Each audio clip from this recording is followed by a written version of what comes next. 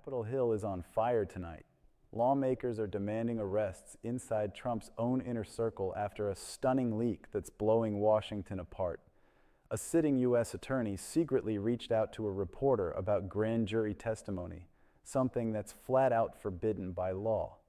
We're talking about an insider breaking silence on an ongoing prosecution tied directly to Trump's orbit. The media didn't even ask. This came unsolicited. This isn't just unusual. It's chaos at the highest levels of justice. The walls are cracking, the power games are collapsing, and the cover-up just got exposed. Stay tuned. It's only beginning.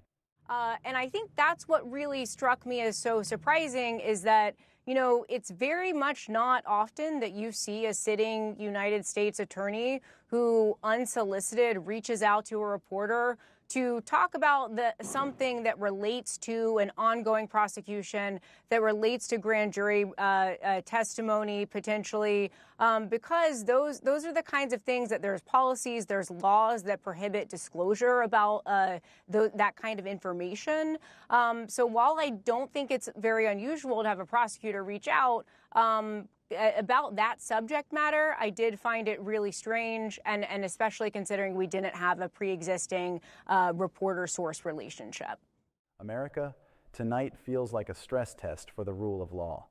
When the people entrusted to prosecute cases start blurring lines with the press while the political world cheers from the sidelines, that's not just messy. It's dangerous for a democracy that runs on trust, process, and facts. Let's be clear, this isn't about one text. It's about power, pressure, and a movement that treats norms like speed bumps. Then, after a few hours, Halligan wrote, "By the way, everything I ever sent you is off record. You're not a journalist, so it's weird saying that, but just letting you know." Here's what happened. According to on-air reporting and the receipts published by Lawfare, Lindsay Halligan, Trump's hand-picked U.S. attorney in Virginia, reached out directly to a legal journalist, Anna Bauer, via Signal to challenge reporting tied to the New York Attorney General's matter. That's the Letitia James case, already under a national microscope. The sheer fact of the outreach raised eyebrows, but it was the posture, pressing a reporter over grand jury adjacent issues, that made seasoned observers tap the brakes. Halligan messaged her directly on the encrypted app Signal that reporters often use. And according to Bauer, Lindsay Halligan wrote, quote, "Anna, Lindsay Halligan here. You're reporting things that are simply not true. Thought you should have a heads up." What followed that initial text was more than a day of text insisting that the reporting from the New York Times was inaccurate. Now, Bauer hadn't reported that, but because she had repeated it online, Halligan was going back and forth with her on the merits of that reporting. The dispute quickly turned on journalism's first principles. There's no retroactive off the record. You agree first, or you don't. Bauer says that agreement never happened. The messages continued anyway, and when off the record was asserted after the fact, Lawfare published the thread in the public interest so people could evaluate it themselves. Bauer responded, quote, "I'm sorry, but that's not how this works. You don't get to say that in retrospect." She then tonight posted the entire text chain to Lawfare, and Anna Bauer is my source here tonight. And thank you so much, Anna, for being here, because I'll tell you, I know a lot of Trump people who are sending this story around when they first saw it. I just wonder, what was your reaction when Lindsay Halligan first reached out to you? The Justice Department's own public affairs shop confirmed the text's authenticity before publication. That matters. Verification strips away the fake news crutch we've heard for years and brings us back to the core. Did a sitting U.S. attorney engage in unusual back-channel communications about a high-profile case, then try to put the toothpaste back in the tube?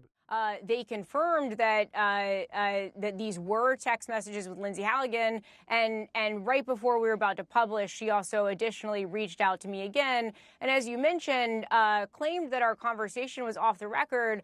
You know, Caitlin, I would encourage people to read the text messages that we published, and they can decide for themselves. But Lindsay Halligan never once suggested that we were off the record. She had reached out to me. And then the statement, the very official response that read less like sober communications guidance and more like an attempt to shame a reporter for doing the job. Verify, publish, let the public see. If that tone sounds familiar, hostile to scrutiny, allergic to accountability, that's because it echoes an entire political style we've been living under for 8 years. You clearly didn't get the response you wanted, which was information handed over to you without having to dig into the facts of the case to craft a truthful story. So you thought you'd tattletale to Maine Justice. Lindsay Halligan was attempting to point you to facts, not gossip, but when clarifying that she would adhere to the rules of the law and not disclose grand jury information, you threatened to leak an entire conversation. Good luck ever getting anyone to talk to you when you publish their text. Let's zoom out. Our through line tonight is simple: the rule of law versus a culture of impunity. We've watched Trump's orbit treat rules as negotiable. Whether it's dangling pardons, intimidating witnesses, or recasting investigations as witch hunts, the second facts get inconvenient. When that ethos migrates from campaign rally to prosecutorial conduct, real or perceived, the institution itself takes the hit. Public faith erodes. And when faith erodes, democracy bleeds out. Capitol Hill is already ablaze over this climate. Lawmakers across committees are demanding answers, some calling for subpoenas, some for contempt referrals, others saying plainly, if evidence shows obstruction, intimidation, or improper influence, arrests should follow, period. That's not a partisan wish list. That's how the law works for everyone else. Equal justice isn't lawfare. It's a promise. Now let's get the chronology straight, because chronology cuts through spin. The segment begins by noting that Halligan's appointment is under challenge in a separate matter tied to James Comey's attorneys. That's a separate legal fight. But in the sequence that matters for us, Halligan engages with a journalist on Signal about the Letitia James matter, pressing back on reporting about grand jury-related issues. Then comes the disputed off the record, asserted after the exchange. Then comes DOJ confirmation, then publication. All of this against the backdrop of Trump World's scorched earth campaign against New York's Attorney General.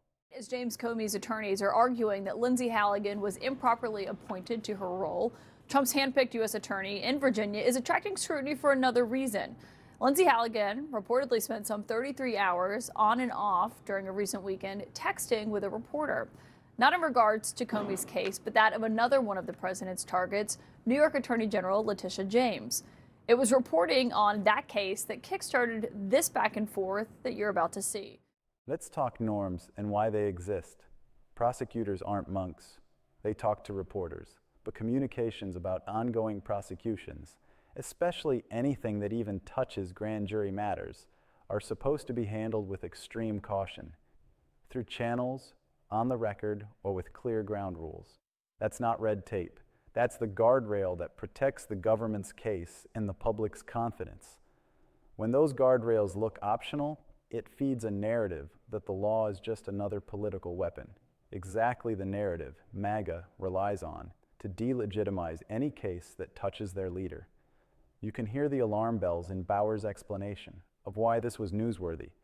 The high scrutiny, the known sensitivity, the extraordinary decision to reach out directly and argue the merits of reporting tied to a live matter.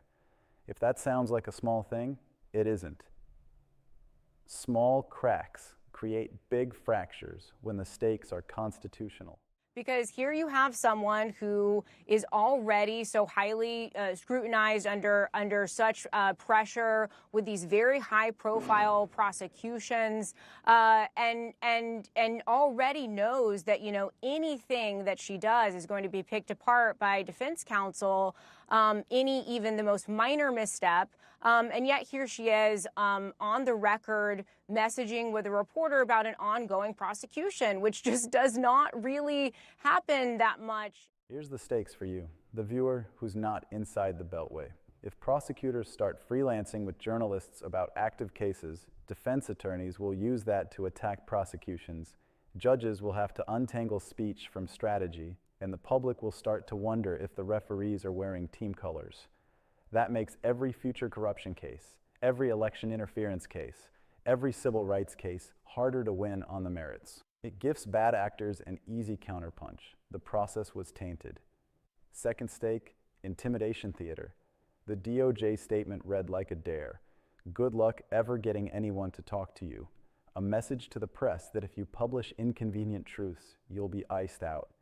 That's not the DOJ many of us were raised to respect.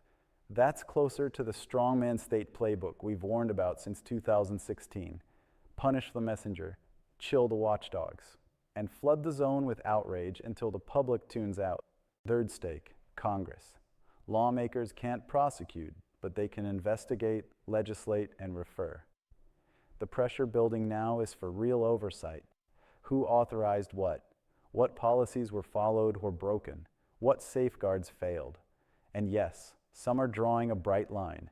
If evidence shows criminal conduct, obstruction, misuse of office, corrupt persuasion of witnesses, then arrests should be on the table for anyone in that inner circle. That isn't vengeance. It's accountability calibrated to the facts. Let's address the inevitable pushback. This is just more anti-Trump hysteria. No, this is about process. In a healthy system, a prosecutor doesn't need back-channel arguments with a reporter about an active case, least of all one freighted with grand jury implications. In a healthy system, an official DOJ statement doesn't taunt a journalist for publishing verified communications. In a healthy system, we don't normalize the idea that rules are for suckers and power is for the people who break them the loudest. Remember the pattern: the off the record after the fact, the selective outrage at leaks, condemned when they expose misconduct, celebrated when they smear opponents, the relentless attempt to redefine law as loyalty. These aren't random episodes, they're cogs in the same machine, a machine that benefits when the public stops believing anyone can be held accountable. And because we're talking about accountability, let's be explicit about the human cost. When the powerful bend the process, cases collapse. When cases collapse, victims are left without justice. If you're a civil servant trying to enforce the law in good faith, this climate tells you to keep your head down or find another line of work. That brain drain makes the next abuse easier, and the next, and the next. We've been here before. Threats to judges, doxing of jurors, conspiracy smears about prosecutors' families.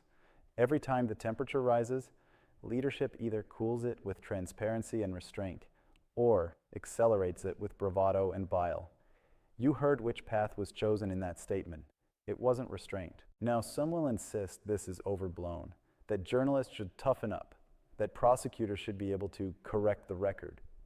Fine, correct the record, on the record, through established channels, without even the appearance of touching grand jury matters, and without trying to retroactively muzzle the conversation. That's the standard. Not because reporters are precious, but because the truth is. And here's another truth. Institutions don't save themselves. People do. Career lawyers who refuse to cross lines. Editors who publish uncomfortable facts. Lawmakers who hold hearings and demand documents. Voters who punish the politics of impunity. It's not glamorous. It's not trending on TikTok. But it's how constitutional democracies keep breathing. If you're asking, where does this go next? That's the right question. It should go to oversight, quietly, professionally, thoroughly. It should go to policy, clear rules, clear training, clear consequences. And if facts justify more, it should go to accountability, up to and including arrests, because the law doesn't care if you have a blue check, a big title, or a golden elevator. Before we close, let's return to the opening premise, power versus principle. Tonight, we saw a snapshot of how power behaves when it thinks principle is optional. We also saw why sunlight still matters: verification, publication, public judgment. That's the process working, even under strain. She was able to answer questions that suggested to me it likely was Lindsay Halligan, because she was able to say where we first met and who she was with. And then we later were able to obtain her phone number, which then connected to the existing conversation that we had. And then finally, right before we went to publication, we reached out for comment through the Public Affairs Office at the Department of Justice. The test is whether we let this slide into the both sides compost heap, or whether we say out loud that standards exist for a reason, and anyone who treats those standards as a joke is not fit to wield the authority of the United States. That's not partisanship. That's patriotism, because in the end, the question isn't whether one prosecutor texted one journalist. It's whether we accept a future where the law is just another PR arm of the most powerful man in the room. I know my answer. I think you do too.